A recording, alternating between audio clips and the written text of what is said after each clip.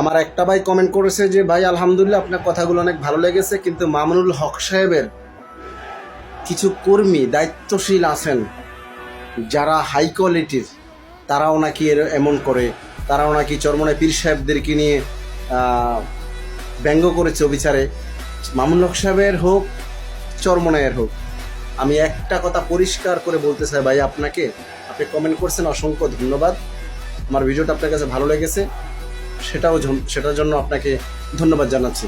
কিন্তু একটা কথা মনে রাখবেন, মামুনুল হক সাহেবের কর্মী হোক, চরমনায়ের কর্মী হোক, আর ওই বটবাহিনীর জামাতের কিছু কর্মী হোক, বা যেই দলের কর্মী হোক, যারা হক্কানি ওলামাই কেরামদেরকে নিয়ে বেয়াদবি করবে, হক্কানি আলেমদেরকে নিয়ে ব্যঙ্গ করবে, সেটা মামুনুল হক সাহেবের কর্মী যদি চরমনায় পীর সাহেব নিয়ে ব্যঙ্গ করে, চরমনায় পীর সাহেবের কর্মী যদি মামুনুল হক সাহেব ছবি দিয়ে ব্যঙ্গ করে, তাদের জবাব কিন্তু কঠিনভাবে দিতে হবে।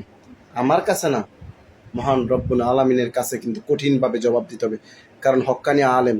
আর একটা ভাই ওই দিনকে বললো যে হক্কানি আলেম বললেন, তাহলে বেহক কারা? ভাই বেহক অনেক আলেম আছে, সবাই কি আর আলেম?